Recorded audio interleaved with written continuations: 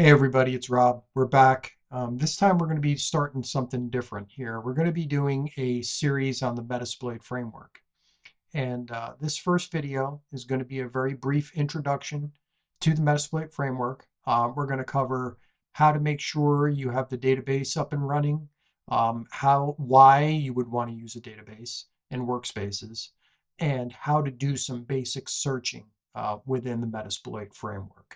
Future videos will cover things like exploits, auxiliary modules, interpreter sessions, all of the good stuff. So without further ado, let's get started. So the Metasploit framework comes in two flavors. There's the open source version, and then there's the version that is commercially sold by Rapid7 called Metasploit Framework Pro. Metasploit framework has two GUIs available, or graphical user interface front ends. The first one is the open source version, and it is called Armitage. It is kind of not being maintained anymore. And I think the last time there was a release was in 2015. There is a commercial front end called Cobalt Strike, which obviously costs money. The Metasploit framework is exactly that. It is a framework that consists of modules written in Ruby that allow you to automate the functions of penetration testing, which include scanning and enumeration, and then exploitation once you have targets identified. The Metasploit framework it's very, very popular. It's in use all over the world. It's probably one of the most popular frameworks that's out there. You can do some basic command and control in it. It's just a infinitely useful tool. There's exploit suggesters. There's all kinds of things that you can do with Metasploit that can potentially make your life easier. Now, it's great for if you're doing any exams, with the exception of the OSCP, because they do not like you using the Metasploit framework. I think you're allowed to use it on one machine. I don't know what the rules are around using it for other stuff, like keeping track of stuff in the database, but you can only use it to exploit one machine. So personally, I'm just going to avoid it at all costs if I do the OSCP. And I would encourage you to be very comfortable without it on that exam as well. So the Metasploit framework has a database connection that is available to it. You do not have to use the database. You can certainly just use the framework, but the database does give you some advantages. The database that the Metasploit framework uses is PostgreSQL. And typically, if you go to your system, let me get on here, and you type systemctl status, and typically the service is PostgreSQL .service. You can see right now mine is inactive and it's disabled. So the service is disabled by default. It's disabled by the preset is disabled, and then it's disabled currently. I'm going to show you what you need to do if this is the case for you. So there is also a command called msfdb, and you can just type it like that, and it'll give you all of the options that are available for it. The first one is the one we're going to be doing, which is msfdb init, which starts and initializes the database. You can reinitialize a database, which deletes and reinitializes the database. Delete just deletes the database. Start starts the database. Stop stops the database. Status checks its status. And then msfdb run starts the database and runs msf console. So what we're going to do is you have to use sudo. We're going to type msfdb init. And you're going to see, once I type my password in, it's going to start the database. It's going to create the MSF user, the MSF database. It's going to create a test database. It's going to create a configuration file, and it's going to create the initial database schema. So now if we look at the status of PostgreSQL, you'll see it's active and exited, still disabled. What I typically do is I would now change this status to enable, and you're going to have to do sudo. And that is going to create the symlink and prepare the database so that it will start every time you reboot the computer. Okay, so now if we do the status, we can see the preset's disabled, but now it's set to be enabled. So every time we reboot the computer, this database will start.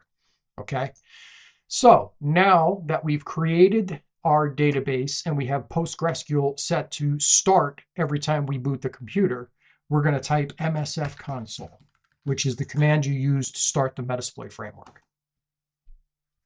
And it takes a moment.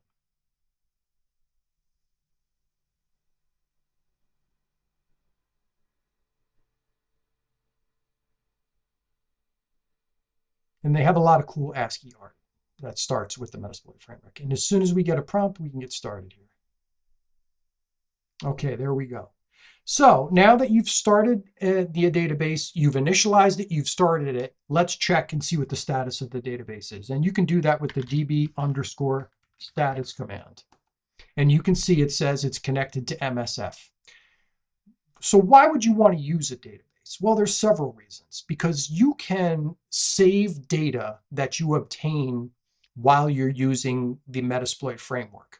So there are these things called workspaces. So if we type workspace, you can see right now, it's just the default workspace. If we type workspace-h, you can see that we can actually list the workspaces, which we just did. We can switch to a workspace. We can add, delete all. We can list, we can rename, we can search. We can do a lot of things with these workspaces. And think of these as logical separations for potentially, if you're a pen tester, clients, right? You can create a workspace for client A, a workspace for client B, a workspace for client C. And when you're in those workspaces, all of the work that you do within the Metasploit framework will save to that workspace, okay? So let's create a workspace.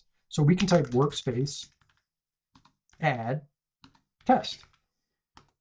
Okay, so now if we type workspace, we could see we automatically were switched from default to test. So now our current workspace is test. If we want to switch back to default, we just type workspace default. Okay, now if we type workspace, you can see we are in the default workspace and not test. Okay, so we're going to switch back to test, and I'm going to show you why a database would be useful. Now we're not going to cover all of these commands, but one of the commands that you can do, you can do almost everything inside the Metasploit framework, but this is a simple way to get information into the database. You can type db_nmap, right, and put in an IP address. So I'm just going to scan a machine on my network. Okay, I hit enter, and right there it just did a quick nmap scan, and you see all the services that are available. Right. So now, when I type hosts, I now have hosts populated in the host table. Right. So this is in the database. I can type services, and now I can see all the services in the database and the ports that are associated with it. If we had uncovered vulnerabilities, we can type vulns. There'd be vulnerabilities in there. We can look at loot. We can look at creds. There's a whole unlimited, it's just insane the amount of information that you can pull into the database. Now, you don't even have to run the stuff inside Metasploit. You can do an nmap scan and output it to an XML file or whatever, and then import it using commands inside the Metasploit framework. I think that's a little bit outside the scope of this series that we're doing, but maybe it's something that we might work to do in the future. So you can see using a database could be pretty advantageous, especially if you're a pen tester and you want to separate clients and stuff like that. Okay, so that's how to create your database. Set your database to start every time you reboot the computer, check the status of your database, and then do some simple commands to get data into the database. Okay. The next thing I wanted to show you was some basic searching within the Metasploit framework. The Metasploit framework is made up of modules, and the two main kinds of modules are auxiliary and exploits. Okay. The auxiliary and scanners do things like scanning and enumeration, which allows you to scan and enumerate a target. And then once you have vulnerabilities or services detected, you can use the exploits within the Metasploit framework to try and exploit those things that you've discovered during scanning and enumeration. Okay. So where a lot of people get lost is there is so much information, so many modules within the Metasploit framework. How do you search? Well, it's pretty simple. You use a command like search. That's exactly the command. Now, there are many arguments that you can give to search. There's type. So type would be exploit. Type would be auxiliary, things like that. There's platform. Platform would be things like Windows, Linux, BSD, etc. Let's see what else. So you have name, right? What's in the name? So say you wanted to find Eternal Blue. You could do search name Eternal. That pretty much brings it up right away. I mean, you could do search Eternal. You might get a little bit more. Let's do an example like search SMB. If you do search SMB, you're going to get a boatload of results, right? Say you wanted to narrow that down. You can do search name SMB. So it's got to have SMB in the name. And we want type auxiliary. And I always misspell that. So now we only have 48. So here's all the auxiliary modules that have SMB in the name. So you can really narrow down the results by using type, name, and platform. And then, of course, you can always just free type stuff. So like, say, for example, you wanted to find type. We'll do it like this, name, and you cannot put spaces. Do not put a space. Name SMB. Let's do type exploit. And then maybe we'll just free type Windows. I forgot search. So sorry about that. Search, name, SMB, type, exploit, and then we're just going to free search Windows and see what happens. And we got 65. So, I mean, that's not too bad. That's pretty manageable. You can look through this, right? What you want to avoid is getting 400, 500 things returned to you. So by doing searching using these arguments, you can really kind of narrow in on what it is that you're trying to locate. Okay. And you know, it's pretty self-explanatory. Now, say you go into one of these modules, right? You can usually reference them either by using 0. So for this one, you could say use 0 and it would select this exploit, or you could highlight this and say use and then just paste it, right? So now you're in there. Well, you can get back by typing back. It's very simple how to move around inside the Metasploit framework. It's very modular. So hopefully this introduction to the Metasploit framework has kind of got you excited to go a little further with it. So again, you know, I encourage you to use the database. I encourage you to use Workspaces, and I encourage you to use the search arguments like type, platform, and name to really narrow down what it is you're looking for inside the Metasploit framework. In the next video, we'll start to go through a little bit more of the modules and how to use those, and I'll actually show you how to exploit a machine using the Metasploit framework. There's many things that you need to set, and it depends on the actual module that you're using as to what arguments need to be set for you to be able to use that module.